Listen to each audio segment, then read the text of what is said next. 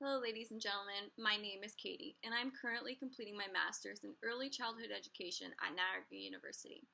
I've been very fortunate to have had the opportunity to take a STEM course this semester. With that said, I've chosen a book that I would like to start today's lesson with. The title of this book is Peg and Cat, The Pizza Problem. And this will be read to you by Jennifer Oxley and Billy Aronson. While the book is being read aloud, I would like you to focus on details within the book that relate to STEM. Now remember, STEM stands for Science, Technology, Engineering, and Math. I hope you enjoy the book.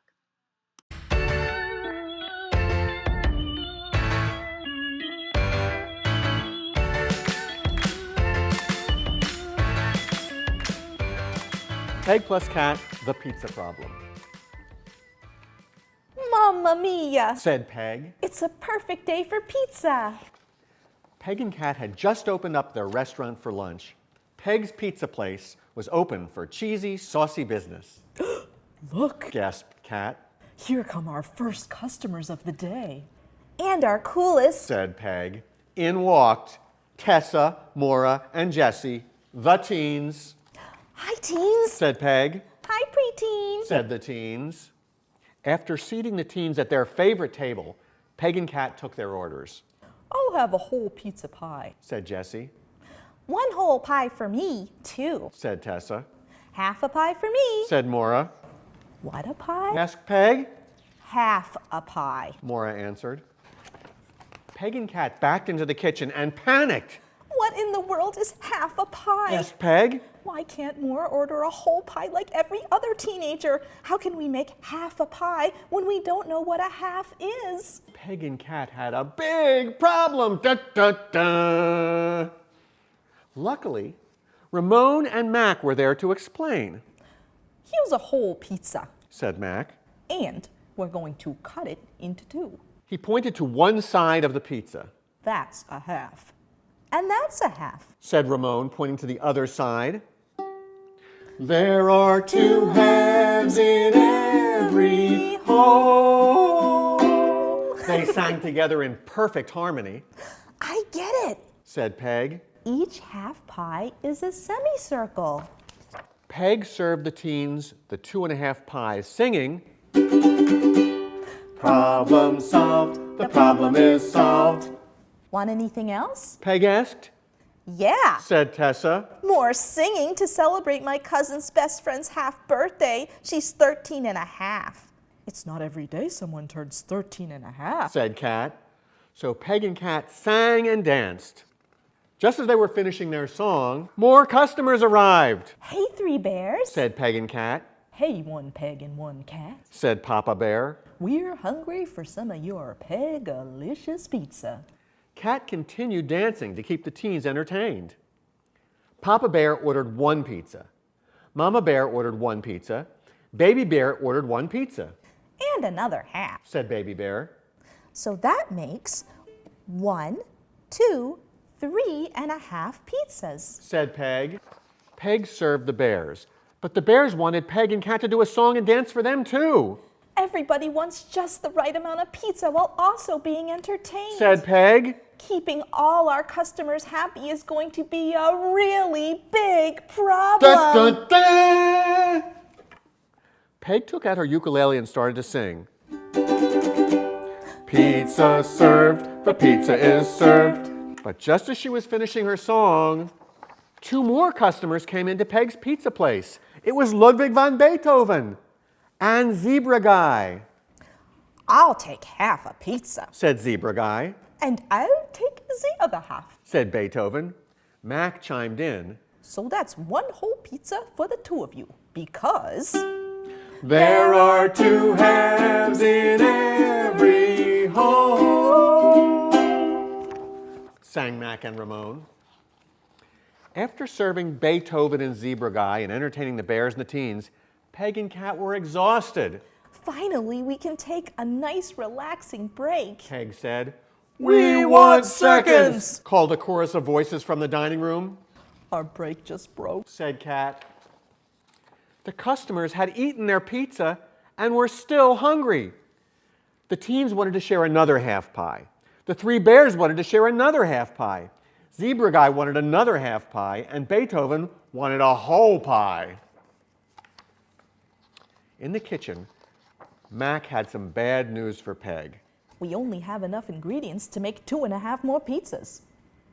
But the customers just gave us 4 more orders, Said Peg. At Peg's Pizza Place, we always keep the customers satisfied. I am totally freaking out. Cat held up his paws. Cat's right. Said Mac. You should count backwards from 5 to calm down. 5, 4, 3, 2, 1. As Peg counted, Mac and Ramon made the last pizzas of the day. Cat cut one of those pizzas in half and was about to take a bite. That's it, Said Peg. You amazing half-loving cat. Huh? Asked Cat. Sing it. Peg said to Mac and Ramon. There are 2 halves in every home, they sang.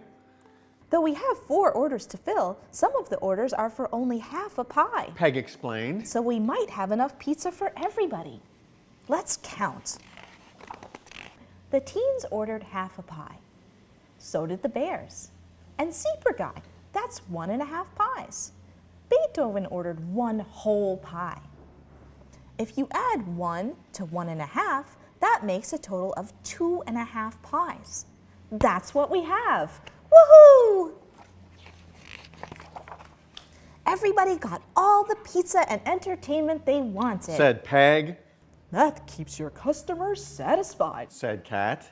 And so, problem solved. The problem is solved. We solved the problem, so everything is awesome. Problem solved. Yeah.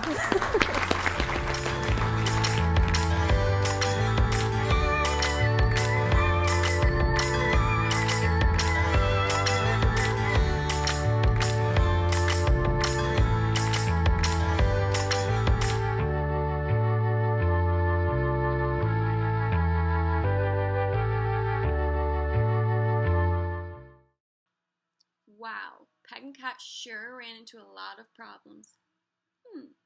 When I think of problems, I think of science, technology, engineering, and math. I noticed a lot of STEM within the book, but I also noticed there was music and art included. When Peg and Cat cooked their pizza, they used science to put all the ingredients together. They cooked it in an oven, which was engineered to cook things. And as you probably noticed, they used math to figure out that 2 halves make a whole. And a half is a fraction. Fractions can be used to help us understand how many pieces are part of the whole. The top number, or the numerator, of our fraction tells us how many pieces of the whole that there may be, while the bottom number of the denominator tells us how many pieces make up the whole. For example, 1/2, which is 1 over 2, tells us that there's 1 out of 2 pieces. We use fractions while telling time, counting money, and how to determine discounts at the store. Today, I would like you to use your fractions to engineer your own chocolate cupcakes using tools in your kitchen. I have attached a link on the chocolate cupcake icon for you to access the instructions and ingredients right here. Pay close attention to your fractions, and remember, if your cupcakes don't come out quite right, that's okay. Just means you needed a little more practice with your fractions. And don't be afraid to make mistakes, because that's how we learn. Now put on your chef hats and use those fractions to make delicious cupcakes. I can't wait to hear about all your experiences next week. Happy cooking!